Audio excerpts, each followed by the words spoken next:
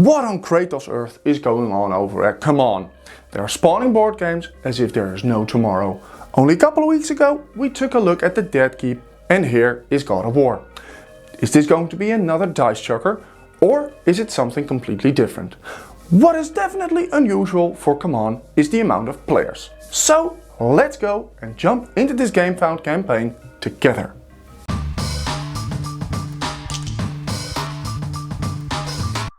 First, an overview of the game. Well, of course, God of War is an adaptation of the computer game, or the PlayStation game. The goal of the game is to beat the boss, so it is a boss battler. You need to beat the boss within 20 rounds and it'll spawn out of its own on turn 14. But you can get it on the board earlier by summoning it. CMON tells us the game God of War is playable for 1 to 4 players. Yet from the little footage there is, red flag, I can only see that working with 2 players playing with 1 character. I doubt that would be considered fun.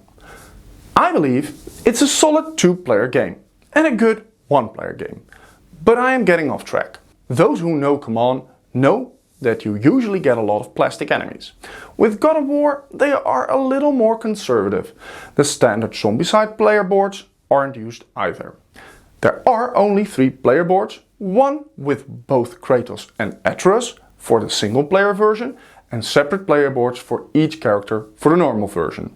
The main mechanic of the game is deck building / card placements. When you start the game, you start off with a starter deck. In this deck there are cards that have blue, yellow or red icons on it. You draw 3 or 4 cards depending on the solo or normal play. On the player boards are standard actions you can activate by paying its costs, those colored cards. Kratos and Atreus have different skills and these are activated by again paying the costs in the form of these colored cards. If you kill an enemy, you can roll a die. Depending on the result, you can heal a lost wound or increase your Spartan rage, or even take up an upgrade card. If you kill the monster by using both Kratos and Atreus, you can also roll the synergy dice, which lets you increase the synergy track or heal and increase rage.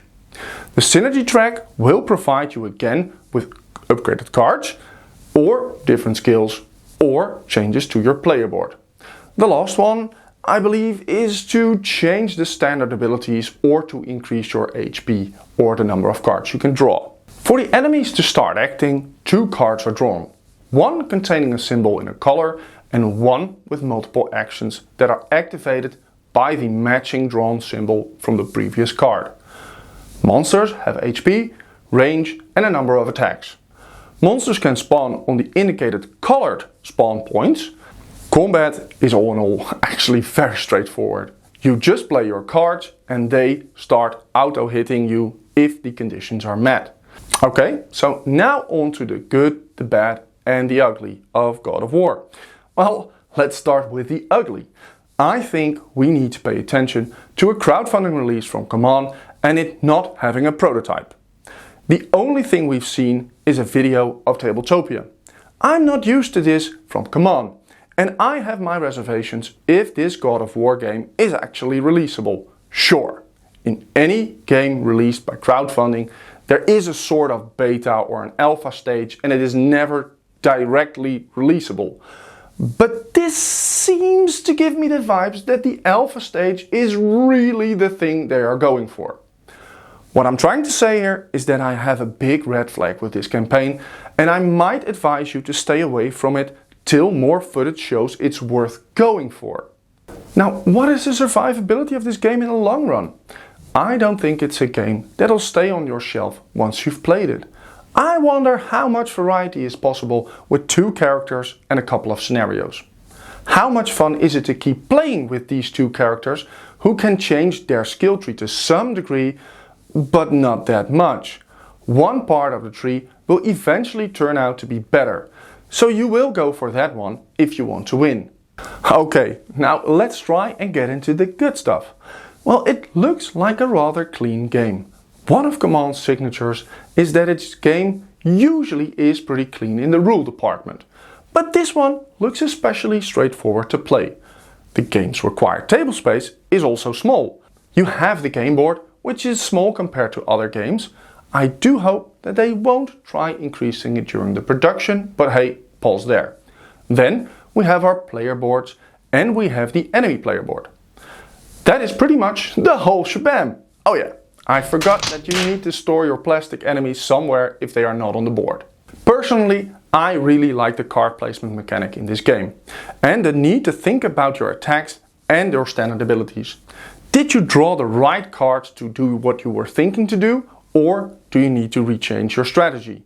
Later on, the cards that can be added to your deck will also help you increase to get some rage or healing, increasing your chances to go onto the offensive. Well, that wasn't a whole lot of good stuff, so how much bad stuff is there? Well, to be honest, I don't know if the first thing is going to be bad, but I feel it's an added gimmick to beef up the game. It's the synergy track. I think in a two-player game you might want to split up to get loot chests more easily. Killing the enemies won't let you roll the synergy dice if the other character hasn't been able to score a hit on it. You want to increase your synergy track to enhance your character. I feel it limits your options and it's a slowdown of the gameplay. Okay, so now on to my final thoughts. I believe this game has potential. It looks fun and it has a low bar of entry, but that is just it. It looks like a fun game and we don't have any real game. There is nothing to show for this game and I really find that sad. I think this is a good IP and I think the game really fits CMON well, but I have no clue on how to raise the player count. I believe that this game is really fun for 2 players. I don't know what to do with 3 or 4 players. And from what we've seen now, there is a high risk of repetitiveness in this game.